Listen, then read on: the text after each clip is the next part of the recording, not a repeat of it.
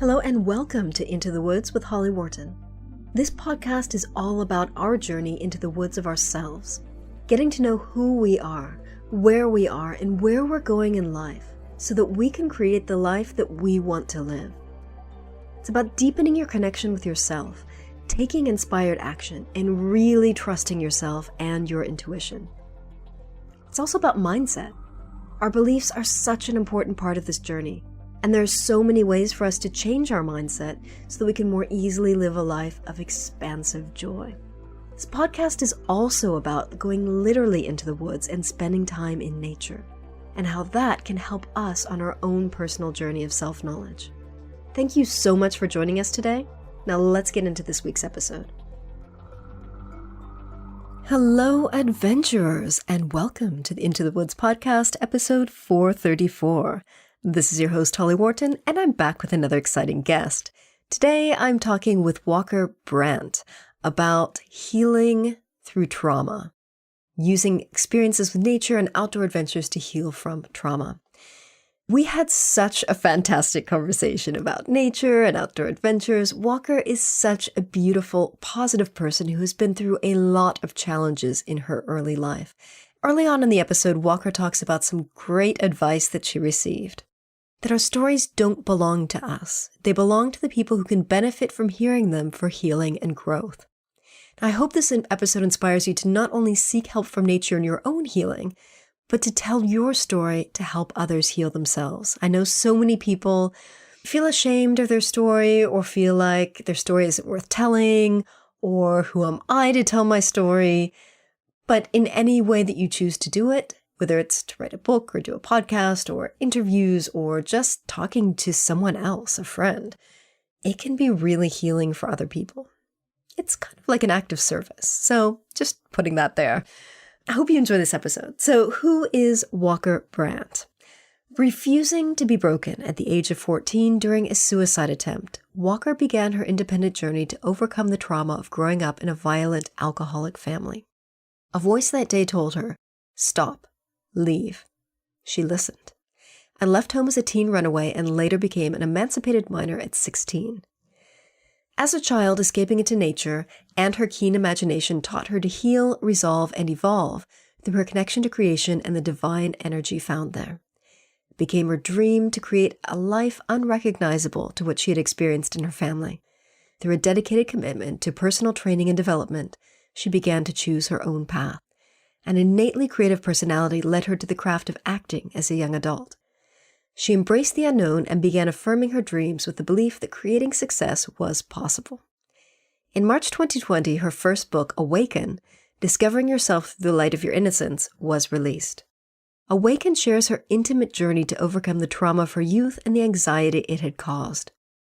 Awaken was written to assist others in consciously creating a movement within of happiness and success. Choosing to awaken is an intentional and conscious shift in energy to expand beyond the bondage of past circumstances and into their happiness and success, personally and professionally. Walker's image and personality have been utilized in the entertainment and advertising industries for over 25 years. She's appeared in international blockbuster films, TV shows, and thousands of advertising campaigns and commercials for global brands. So, what are you going to learn today? We talk about how nature helped Walker to recover from trauma. We discussed how imagination can help us to survive difficult experiences. We discussed the power of certain words such as temporary, and this is a good one. We talk about how Walker's life changed as a result of her outdoor adventures, and finally how she works with nature today to help her through life's challenges. I hope you find this episode interesting and useful and inspiring. So without further ado, here we go. Hello, Walker. How are you? I'm good. Hi, Holly. Nice to meet you. Nice to meet you too. And I love your name because walking is one of my favorite things in the world. And I just think that's such a great name. Like I really, I don't know if you're a big fan of walking, but like I really like hiking and getting outdoors and doing things on my legs. I do definitely. And it's a name you had to grow into. Skipper, hopper, runner. People have fun with your name. But all of that I like to do. So it was like, whatever, I can deal with this. But yeah, I do. I love being outside. I love hiking. In fact, we just got back from a trip. We were up in mountain biking. We were up in Fruita, Colorado. Oh, nice. Yeah. And there's some serious mountain biking trails there. I'm one of those people that's like, I'm a novice when you get around real mountain bikers, they're serious. They're like the surfers that are out in the ocean and they're always there at the same time. And you got to find your spot. And if you don't know how to find your spot, you're not catching a wave. Yeah. And so real mountain bikers are very similar. They're like, they look at you and they're like, so where do you cycle? Where do you ride? And they just dial you into a blob within 30 seconds when you go into a bike shop. It's like, well, I ride around my neighborhood. There's some trails here and I've done some trips. I've gone off the gondola on, many ski areas. I love it. It's a lot of fun. And they're like, oh yeah, she's downhill. She's like, she doesn't know how to climb. She's a total, you just totally tell. They're like, man, it's all respect because a real mountain biker climbs up to the top of the mountain. Wow. To receive the downhill. And I'm just learning that. So I have such respect for these guys. Ladies. They're amazing. I mean, they are such incredible endurance athletes and the bike skill. But I have to say, I'm a bit of a risk taker. So I love it. I tend to do things that I probably shouldn't as a novice because I'm a bit of a risk taker and I should probably not be on some trails that I go on, but I do. And it's fun. And I'm a little bruised, but it's part of the deal. Yeah, it is. All right. So why don't you start by telling us a little bit about who you are and what you do? And then I'm going to be talking to you about risk-taking and fun in the outdoors. Okay. Well, as you said, my name is Walker Brandt. I've been an actor for 30 years. I've done film, TV. I've done thousands of advertising campaigns and commercials. And I am a new author as of 2020. I released my first book called Awaken, Discovering Yourself Through the Light of Your Innocence in 2020 during COVID. I was thinking about writing it. I've been writing my whole life, but more for myself. It's kind of been my little hidden secret. And I met some wonderful people who inspired me to get my story out in the world and share it. One particular lady said to me that my story doesn't belong to me. It belongs to the person who it will help. Oh, I like that. Yeah, that's the fabulous Lisa Nichols who set me back on my heels when we spoke about it. And it just really woke me up. I didn't realize that I was keeping something close to myself that might help somebody. I was more wrapped up in the fear of what sharing it may hold and being so vulnerable in public with something so personal. Even though I'm an actor and I'm used to being vulnerable and present with my emotions and expressing in that way, it's a lot easier to do that with somebody else's character than yourself. I can imagine. Yeah. So that's a little bit about married for 21 years. Ooh. And yes, I'm a stepmom and I love my kids. I feel very blessed. Yeah. I volunteer. I do work with Lisa Nichols now. I coach in one of her courses.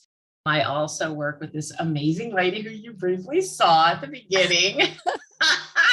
Named Grandma Sparky. She created the Who I Am Makes a Difference blue ribbon. I don't know if you never seen this, but I'll tell you more about it during our conversation. But yes, during COVID, my industry shut down completely. And I had been wanting to explore.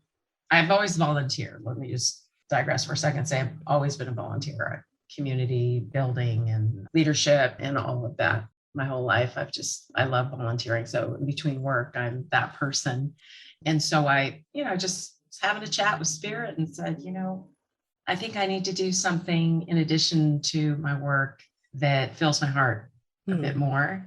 I've just been working. I didn't know where that would take me. And I love the adventure of not knowing, of asking and seeing, just kind of resting in it and just the uncertainty of not knowing what that might be. And so I asked for people, specific types of people to collaborate with. And boom, it's that old saying, better watch what you ask for, because you just might get it. Yep. And it just started, these people started crossing into my sphere, and it was like, wow, okay. And that's how Awaken actually, was finished. But yeah, so Grandma Sparky created the Who I Am Makes a Difference more than 40 years ago. And I met her through this. She interviewed me for a program that she has on Awake TV network. And we became fast friends, and we work together. We teach a course called Standing Strong Together, Community Building Leadership Training Certification. Nice. Yeah, it's a mouthful, but it's what it does. So the Standing Strong Together, the Community Building Leadership Training Certification is what the teaching is. And it's about principles of understanding of language, understanding self, others, acknowledgement, and how that ripples out into the community and creates a better environment for yourself and the world and next generation. So yeah, that's what we do. We do that 6-week course online. Started it. That's it for now. That's it. Just a few little projects. So you are big into outdoor adventures. What does adventure mean to you? Connection. It means connection. Adventure is freedom. It's that feeling of connecting within that space of freedom. Because for me, nature, that unknown space, when you go into nature, I feel this almost like I disappear and it integrates, and then I reappear as part of this experience that if I'm walking or cycling or riding, whatever it is, I bring all that I'm doing with me when I get there. And then once I'm in it, I feel the disappearing, is the shedding of the doing and the accepting of the being in that space. So that's what nature has always been for me. Since I'm a small kid, it's like this integration of connection and release and learning. It's just a beautiful space to learn. Yes, absolutely. Absolutely. So what are your favorite outdoor adventures? Well, I grew up hiking a lot, Yeah. climbing, and then I started working with horses. Yes, I heard that. Yeah, so one of my favorite outdoor adventures is riding horses. Nice. And I know that's why I take such risks when I ride mountain bikes, because it's not as unpredictable as a horse. Like people I know that are motorcycle riders and skilled mountain bikers are like, I won't even get on a horse. I don't even know how you can do that. You don't have any control. You don't know what it's going to do. And I'm like, and that's what I love. I love that I don't know what that animal may do. And I love to ride bareback. It's my favorite. Oh. And the horses I train with leg language. I train with sound. And I like to ride without a bit, with just a halter and a very small one. So the connection that I like to have with my horse is trust. It's all about trust. And it's literally the smallest movements of me just leaning, looking, and a sound can bring a horse from a standstill to a full gallop. Wow. And that is such a rush. and it's interesting because it's the trust factor. The reason I chose that way of training horses was because of that trust. I was longing to develop that depth of trust. And before I would ever get on the back of any horses that I worked with or had, I walked with them for several weeks, sometimes a couple months before I even considered, because to develop the trust. They're like a big dog. You walk with them, you hang out with them, they eventually just, become your best bud. So that was my experience with horses. And since I don't have a horse now, it's been mountain biking and stand-up paddling, because both have sort of this risky adventure. You're out in the ocean, and like I was stand-up paddling with friends and my husband out in San Onofre a couple years ago, which is San Ono is a place here where there's a lot of great surfers. It's very famous in Southern California. It's also famous for having great whites. They tend to hang out. Yeah. Nice. Yeah, exactly. And they're adolescents, so they're only between 5 and 8 feet long. Little babies. Little babies.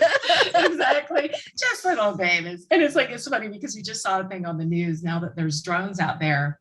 Oh, yeah. A little segment on the news. They see them. And they said, oh, we saw some great whites out there, just adolescents. My husband's like, he stops he pauses the TV and he's like, okay, wait a minute. Do you see that surfboard or do you see that stand-up board he's on? I'm just telling you right now, that stand-up board is at least 8 feet. And that shark is at least 2 feet bigger than that stand-up board. I don't know if that's an adolescent anymore because that's a big shark. And there have been some big sharks and mamas, there's mamas out there. Oh, yeah. So when we were out there about 2 years ago, year and a half, I'm not the best when it comes to stand-up paddling on waves. Oh. I'm just not very good. My husband's much better than me, but I'll get on a wave and I do the exact wrong thing. I lean back instead of forward, which means you're going to fly off. So I was just going off every time I tried to catch a wave. And then I'm up and I'm paddling along and there's 6 of us. And all of a sudden we see a fin pop up. And I was like, oh my gosh, that's a great white shark. And I was falling all around it. It had no interest. It was small. It was probably 5 or 6 feet. It wasn't because the fin wasn't that big, but it was amazing. There was a great white just hanging out with us, swimming around us, checking us out. And we were falling in and we were trying to catch waves and nothing happened. Wow. I know some people get, bit by them, but it was just what are you guys doing? Who are you in my space? And I didn't feel scared. I just kept going and I kept playing and we kept surfing. And I was pretty amazed at, first of all, that I didn't just hair out, get out of the water. Yeah. I just said, you know what? If it's hanging out with us, it must be cool with us. I need to be cool with this creature. I need to not be afraid. Same thing applies when you're on horses. Once you're afraid, horse becomes afraid. They sense it, right? So I just thought, well, this creature's the same way. I'm just going to chill and keep. I didn't fall in anymore, though. Yeah. It improved your technique. Not falling anymore. So anyway, I think there was a little bit of scared there. But I was controlled scaredness. Controlled fear. Yeah, controlled scare. So you said you're a risk taker, and clearly it sounds like you are. Why do you think that is?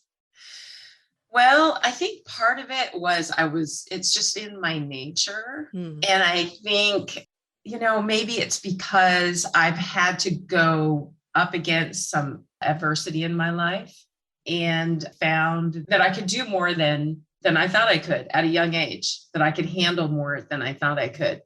I discovered that so young that I think it just gave me a little bit of a sort of pass, that I used to do things even in elementary that were just nuts on the high bars. And I used to climb trees really young, really high. And I used to catch snakes and spiders and creatures. And my family would just be like, my mom wasn't afraid of creatures either, but I did bring a couple of them home that she was like, you're not bringing that in the house. Okay. So I grew up in the mountains for part of my life too, the Santa Barbara Mountains. And when you grew up in the mountains, there's a lot of animals. We had 6-foot rattlesnakes, try and keep warm on our front porch, through the warmth of the door from the fireplace that we'd wake up to. My mom would open the door and there'd be like, hello. Yeah, hello. We got a snake. We got to take care of it because it's a big one. We had scorpions. Ooh. And so we learned from my mom and relatives at a young age, these are the things that can hurt you.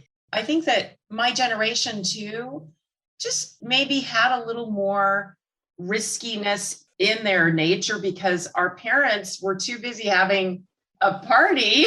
And our kids were like, hey, go outside and play. Be back before dark. So that was it. That kind of did not happen. I couldn't even imagine doing that with my kids. Yeah. No. Everything was planned. It was just a different world. Yeah, it was. So childhood was very different back then. Yeah, it just really was. So I think that gave me some of it, but I definitely think I was born with it. I was born with it. Nice. Yeah. I was very risk averse when I was a child. Like I was such a fearful child, and it's taken me like my entire adulthood to like kind of get over some of those fears and take more risks because I was not a natural risk taker at all. Goodness. Well, I'm glad you're taking some now because there's that feeling of, I know you know it because you've done it. Isn't there just that feeling of like when you stand in your feet after you take a risk, you're like, yeah, I just literally expanded. Yeah. Confidence and self-trust. Yes. Yeah, exactly. It's good stuff. Exactly. So we're here to talk about nature and how the outdoors can help us to heal from trauma. Yes. So how has nature helped you to recover from trauma? Well, when I was a kid, as you may have read, or I went through a lot of trauma. My family was an alcoholic family, lots of physical abuse, verbal abuse, just about every kind of abuse that you can experience went on. Yeah, it was intense. And so what I did naturally, instinctively as a kid, without just not knowing what it was doing for me, is I would escape. I'd run these little runaways. As a tiny kid, as a 5-year-old, as a 4-year-old, I'd run outside and I would connect with nature. I would sit next to a tree. I would hug a tree. I would lay on the ground. I would talk to the grass. I would talk to the bugs. I would just find that in that space, I was accepted and that I didn't have any of that fear. It just felt safe. Yeah. And being that it is that safety is the number one need of a child, it's the very first primary thing we got to feel. Yeah. Is safety. And if you're not getting it at home, instinctually you'll find it. And fortunately, I was able to find it. Unfortunately, some kids don't. But fortunately, I have the blessing of having nature around me and seeking it. So I did. And through that space, what I discovered was nature naturally made me utilize my imagination. It naturally made me think and create, first think about difference. Not even knowing the definition of that word. I knew there was something different than what I had just experienced out here. It was different. So that there was difference and there was something else. It gave me that first gift. And that helped me believe inside, again, before I could articulate or understand it, that I could make a choice, that I had a choice. And over time, I just kept practicing this experience in that space. Every single day I did. I was a kid in school who it was really hard for teachers to keep me seated. I would just leave the classroom and go out into the grass and wander out in the field by myself. And the notes, the teachers, my mom gave me some report cards from when I was in elementary, and it's like those poor teachers. Well, she just left again. I didn't know why I had to be amongst all these people. I felt so exposed and I didn't want to be in a classroom with people because I was so traumatized, and relating to people wasn't easy, but I could relate to nature. I just felt safe there. So I would seek it all the time. Those were the two foundational tools that I used in nature to help heal from trauma, using my imagination and understanding over time and practice that I had choice and I could see something different for me in my life. So where would your imagination take you? Would you have daydreams? Would you imagine yourself going off places? How did that work? Unfortunately, like I said, when we didn't live in the mountains, we lived very close to the water. And so I went to the beach a lot. Nice. And there's this beautiful beach down in Santa Barbara called Butterfly Beach. And that was my beach. And when I was down there, it was a time when sea slugs would be right there on the shore, colorful reds and yellows and, lots of creatures that you don't really see on the shoreline anymore. You'd see sand dollars. We find all manner of, rarities now. And I would go into, I would say it was almost like a movie in my mind, because I would squat down to the shore next to either a little tide pool, or I'd see something, and I would either shrink myself down to be inside the shell. And it was like my world. Nice. Or I would go into it and just create a world. Yeah. And then I would go into a bubble. My favorite thing for the ocean was that I would go into a bubble and I would go out into the ocean, and I would just be able to float around underwater in this bubble and see everything. So I imagined all the creatures under the water. And up in the mountain, I would do very similarly, but I would go there. We had a painted cave up there. Now it's barred, unfortunately, but the Chumash Indians, the lands that they had there, native tribal grounds, is where this community called Painted Cave was built. And there was a flat rock up there that had, grinding bowls in it. It was a huge rock. And then this cave that had petroglyphs. And I would imagine again, when I would stand or sit by the river, I'd play with the salamanders and imagine that I was riding a salamander. Oh. A little, like a little fairy riding the salamander. I just I felt free to let myself explore whatever gave me the feeling of freedom. Yeah. And something so different from what I was living through. Yeah. That's where I would go. And it was just a very expansive imagination. There were no limits. That was the other thing, is there were no limits in this space. I can imagine anything and not feel like it was wrong. I just didn't feel judged out there at all. Like, oh, that's stupid. When are you a sibling by any chance? No, I'm an only child. Amazing. Well, I am a sibling, and I'm a close sibling to my older sister. She's 16 months older than me. And so when you're that close, it's like, oh, that's stupid. Yeah. Oh, that doesn't make it, it's just kids do that to each other. Yeah. They are just real harsh to each other. They judge each other. It's part of what gives you strength. It's also part of what makes you, do this. And so exactly. It's rough. So I didn't experience any of that out there. And she was going through the same trauma I was in her own way. So she was, we had a very adversarial relationship. But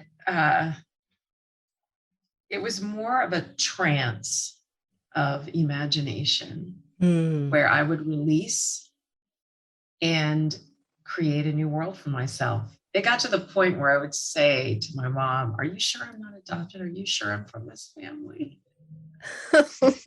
It used to annoy the crap out of her. But it did. I was very much in that space of, okay, this cannot be my family. The more I did it, I was like, this is my family. I'm a fairy. I've got wings. I can. And then Bionic Woman happened. It was like, all right, I have bionic hearing. I can speak to the birds. It's like, just, there were no limits. Yeah. Well, it was like a whole different world where you felt like you belonged. Yes. And isn't that the number one thing that we all want to feel? Yeah. That we're valued, that we matter, that we belong. Exactly.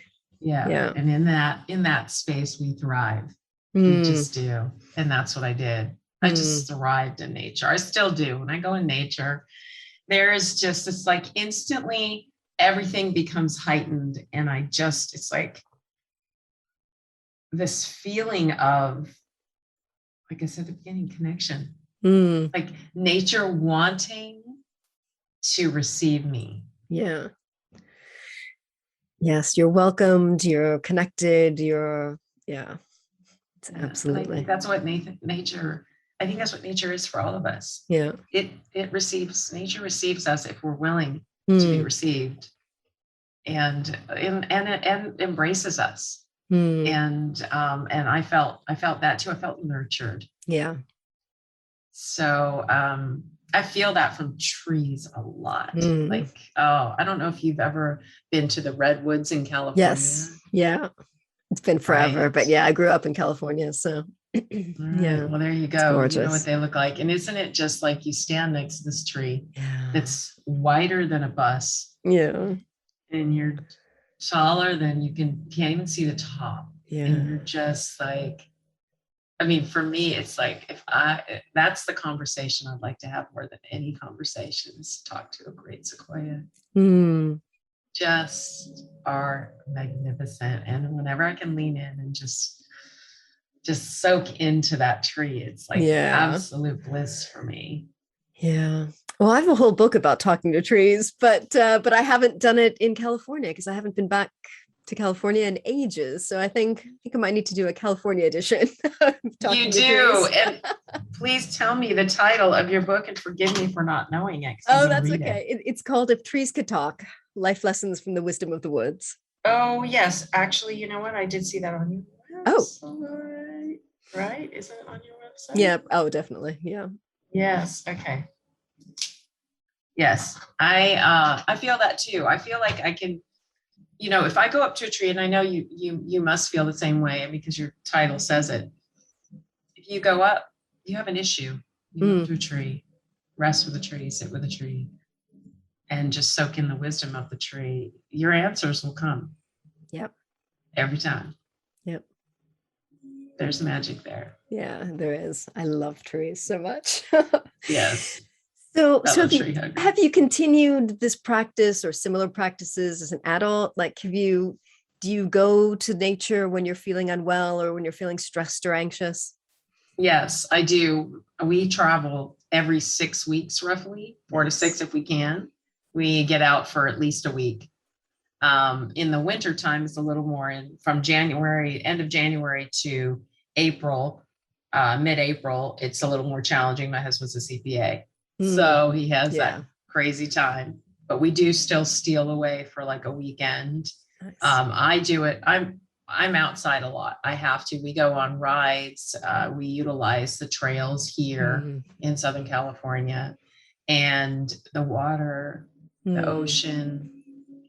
So yes, I have to. Whenever, in fact, when COVID hit, the first week of it, once it registered, okay, this is happening. This is so weird. The very first place I went was the ocean. I had to put my feet deep into and just register that this was man.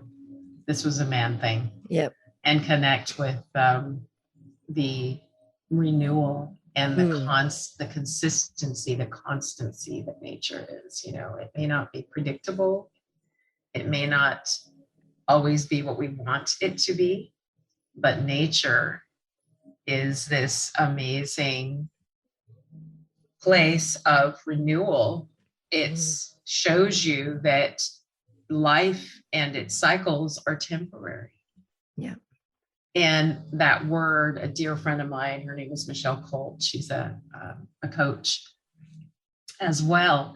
She's a really beautiful soul. She has given me the gift of temporary. Years ago, she said to me, there's words that are so loaded with gifts for us. Yeah. And when we say them within certain circumstances, they can relieve us of that pressure. Yeah. And temporary is one of those because instinctually our bodies know, temporary. Yeah. So that's one of the things that I said to myself consistently during COVID. And the first thing I said was, this is temporary. Whatever this is, which we're not certain of, it's temporary. And I'm very comfortable in the unknown. So that's just been my thing since young. And I don't have as much angst in the unknown. So that helped me a lot too. Yeah.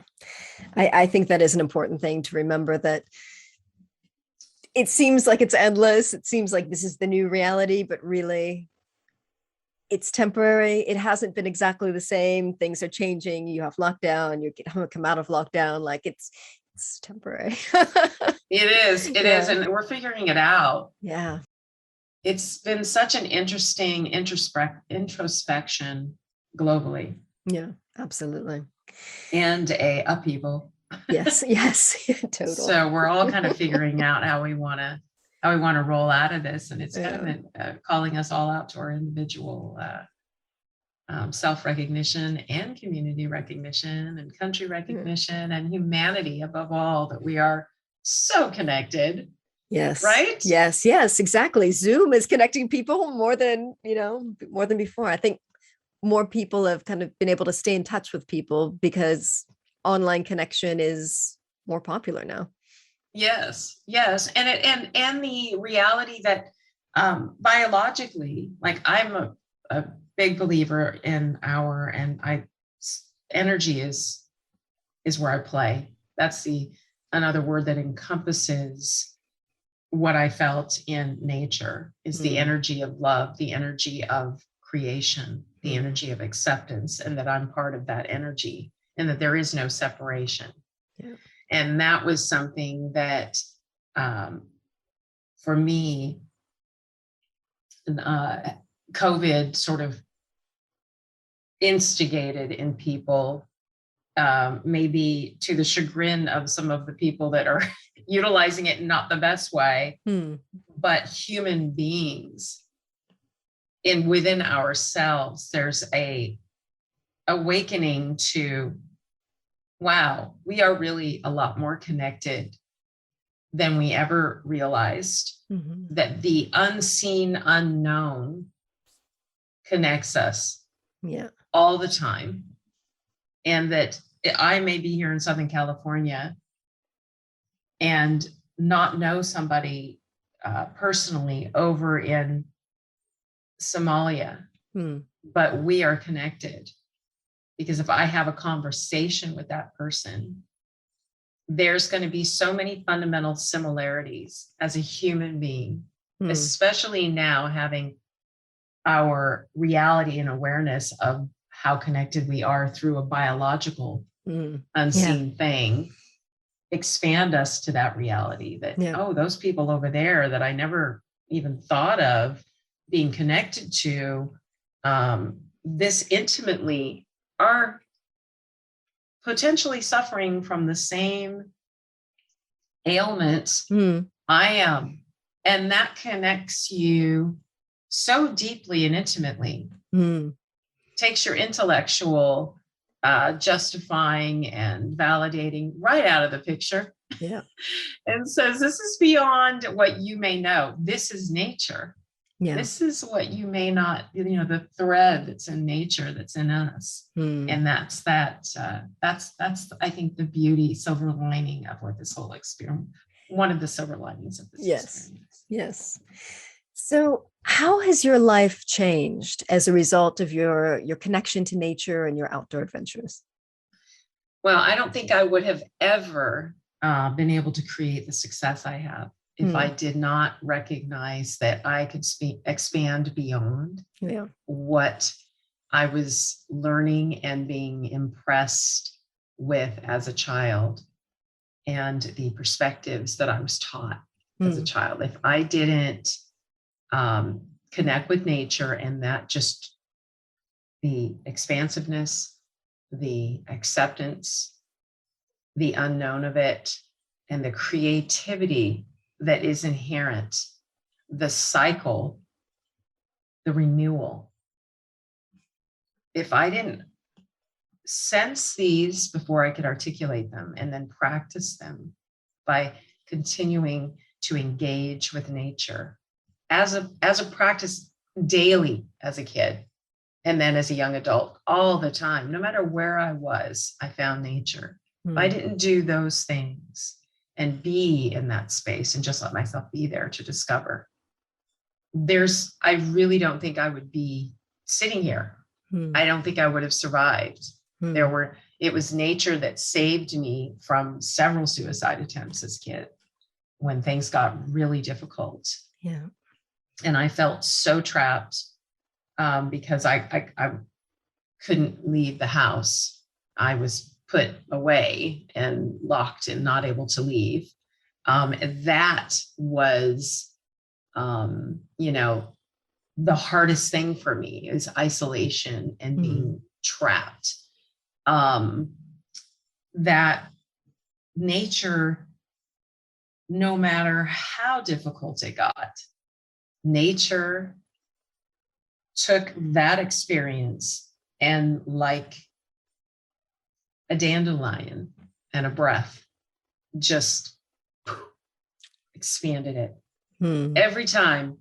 It didn't matter how much pain I was in. If I put myself out there, it's like that, that beautiful print behind you. It just went from this space like this. And when it happened, I was able to open my heart, trust, and imagine something else. So that's how nature has gifted me. And I teach, in anything I teach, I ask people to please give themselves the gift of moving your space into nature and integrating this that you consider your space. And Put it out there. I think that reframe is so important, because when we're having a rough time, whether it's through trauma or just life stresses and anxiety and things, it's so easy to get caught up in, I don't want this, I don't want this, I don't like this, I can't handle this. And it's so hard to get out of that and reframe that into, here's what I want instead. And it's fantastic that nature's been able to, through imagination and connection with nature, give you that vision of, okay, this situation is not great, but there's something else that's better. Yeah. I mean, like your connection with trees. Trees, even the bamboo that is the most straight and contained, it's this very straight and contained foundation and strength it has. It has leaves. And what do? Everything goes out. The tree has its center and it expands out. And like what, when you were just explaining that, I love it we're on video, because watching your body language, what you did is you went like this. Yeah. It's so true. We lock ourselves into our mind, not realizing that what's in there is what's back there. Yeah. It's everything we've experienced. And it's like nature, from trees to bugs to animals, have constant and consistent receptors to the expanse. Yes. Nature gives me such a feeling of expansion. Expansive joy is what I call it.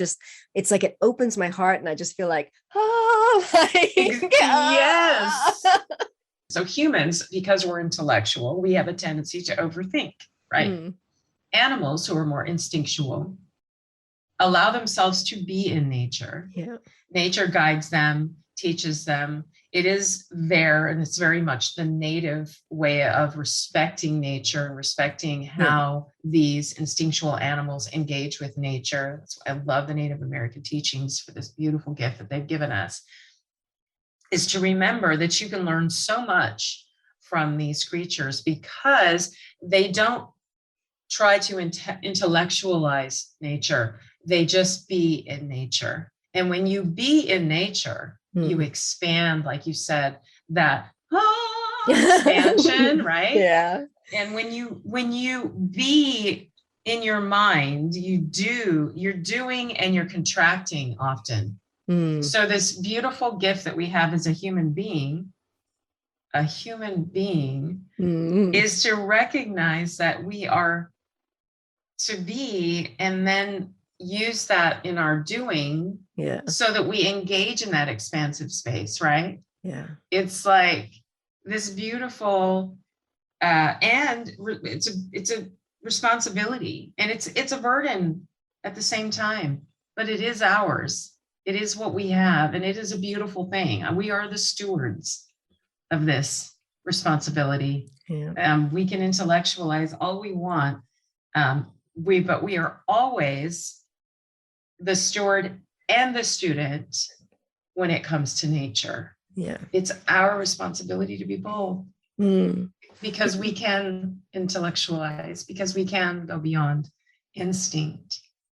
I think that's kind of part of the challenge of being in this life is, it's Absolutely. much easier to not be that responsible. But I think it's a joy, like you said, when you are, it's a joy. You get a huge gift. Every forest ranger that I've come across on my hikes or bike rides and travels over my lifetime has had this sense of joy because every day they're in nature. Every day they're connected and they have a confidence. They have an understanding that is beyond just being a person in the world, a human. They recognize a responsibility. There's a seriousness in them. And I sense it every time. I love talking to them when we come across them because they love to teach. They are so deeply in love with nature and they are very responsible to it. And I think that's kind of where we're all supposed to be to some degree for our own well-being. Absolutely. Absolutely. So Walker, you've written a book called Awaken, Discovering Yourself Through the Light of Your Innocence. Tell us a little bit about your book. So my book is a memoir. It is a story of my journey, not every detail, but definitely of an overview of my journey as a child, what I lived through, how I used nature and how I used the environment to heal, the challenges, how I managed through them, the times when I was completely just tripping and stumbling all over the place, still able to create success during it, but being challenged by the processes that we go through as we grow. And it is just a very intimate, vulnerable expression and sharing of myself with the reader. And the goal of writing it was to help anyone who reads it know that they can make it no matter what, that they can get through what they're going through and to potentially receive some of the lessons or at least see some of the gifts I was given and use them themselves to move through some challenges, if so, and also just to laugh with me during there's some moments that are just, they're painful, but they're just life humor in the midst of trauma, which has really been something that has also served me well, is to find the levity in those moments. I was a runaway when I was a young child. I started, like I said, as a really young child, little runaways into nature. And then eventually as a teenager, I ran away and permanently at 15 and a half, and I never went back. And so I share that. I didn't share that with anybody, but a few people in my life prior to this book. And some of what I went through when I was on my own.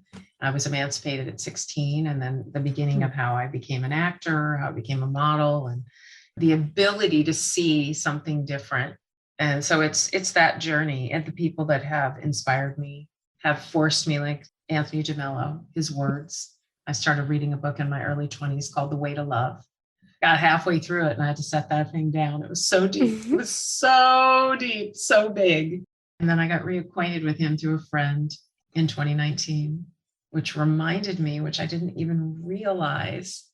I didn't remember that I had read half of his book until after I finished Awaken. And I was going through a box while moving of books that I had had for 25 years. And there was this book.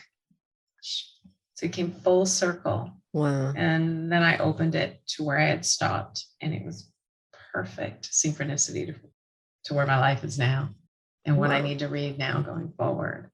It's just beautiful. So yeah, that's my book. It has tools in there. It has support. It has love from me to the reader. It has that connection and acceptance, encouragement, and offering to know that you have more than you may think you do. Know that you are not from where you come from in this space. You are from where you come from in that expansive space.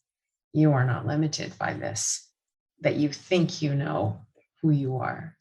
You are so much more. The Absolutely. magnificence. Yeah. So that's kind of what it is for me, why I wrote it. I love people. I love this experience. And I just love. Love everything. I do. Well, I just have a lot of love in there. And I think it's from that nature. I think it's from nature giving me that expansiveness as a kid, because I don't ever feel unloved in nature. And I think it's a reflection of what I feel from nature, me giving that and reflecting it back out. As you know, when you lean into a tree, you don't feel like it's not leaning back. And so that's kind of what this book, Awaken, is, and discovering yourself through the light of your innocence. The light of your innocence is that which nothing that you go through in this world can take from you. It is the you that is part of the expansiveness of nature and creation. And when you go back to that space, that is what healed me as an adult, when I became intellectually able to understand what I had been through and my responsibility to myself to choose myself to heal, is I recognized, oh, this did not steal my innocence. My innocence isn't gone. My innocence just covered up for a bit here. It was covered up because of defense for a long time. And then it was covered up because of shame. And then it was covered up because of fear. But it's there like a light. And it's just waiting for you to peel it back. The fear, the shame, the trauma, the judgment, the definition you have, whatever it is a person has from their experiences that's shielding it, that's put a lampshade over it. Just pull it off and see your innocence, because that's where you grow. That it's just expands out. That's what this book is about. It's how I discovered myself through the light of my innocence as a child. I knew I was more. And as a young adult, I kept referring to it, even during the periods where I was literally in the midst of understanding how to articulate it. So there was just a big ride going on. And then when I finally saw it and I knew what it was, and I knew this is the gift we all have. Nobody can take this. And nature is one of the fastest ways to pull off those layers covering that light. It's just the fast track. I love that. I love that concept. It is. Well, thank you so much for joining us today. Can you let our listeners know where they can find you online? Yes, they can find me at walkerbrandt.com. And you send me an email. You can reach me on Instagram at Walker K. Brandt, Facebook, Walker Brandt Official, or Walker Brandt 1, I think. I am on Instagram the most. I'm also on LinkedIn. So just Google Walker Brandt, you'll find me. Cool. But I tend to be on Instagram more. It's faster, it's easier. Not on TikTok yet. But I would love to connect and and get to know who your audience is. And I hope they've enjoyed this time. I have certainly loved chatting with you, Holly. Me too. Really, really enjoyed it. And your book is on Amazon. Yes, it is. I almost forget to check my book. It's like we just talked about it. I know. I just am not. I'm just so not a salesperson. It's like, and everybody says that. Like my friends will listen to this, or podcasters will say, "Remember to pitch your book." I was listening to your thing and I noticed you didn't pitch your book. And it's like, I'm just not a salesperson. I'm like the worst. Also, I would guess it is on Amazon. I've made it really inexpensive for you to download and read it on your Kindle. And it's not going to break the bank. Enjoy it. Thank you for supporting me. I would love for you to read my book. That's as good as my sales gets. That was perfect. So thank you again for joining us today. I really appreciate it. And I'm sure listeners will find this very useful in their own healing journey. Oh, Holly, thank you. Such a pleasure. I hope you enjoyed this episode. Please drop me a line and let me know what you thought. You can email me at holly@hollywharton.com or find me online and get in touch there. Now, if you enjoyed this episode, you might want to check out these related episodes. In 394, I speak with Sanit Kaur about plant spirit healing. 370, I talk with Brad Borkin about how outdoor adventures can help you make better decisions in life. 367 is a solo episode where I talk about finding yourself through solo travel and outdoor adventures. 364, another solo one, I talk about personal growth through outdoor adventures. And finally, 351, I talk about getting help from nature with self-care. So, thank you so much for listening. If you enjoyed this episode, please leave a quick review on Apple Podcasts or wherever you listen to podcasts, and subscribe if you haven't already. Remember to visit hollywharton.com/434 for the show notes on this episode. And in the meantime, happy trails to you. Thanks so much for listening to Into the Woods with Holly Wharton. You can find more information about today's episode, including links for topics that were discussed, at hollywharton.com. That's HOLLYWORTON.com. If you'd like to connect with other listeners and get support on your journey, I would love for you to join my private community on Patreon. That's patreon.com/Holly Wharton. That's patreon.com/Holly Wharton. Thank you so much for listening, and I look forward to seeing you next week.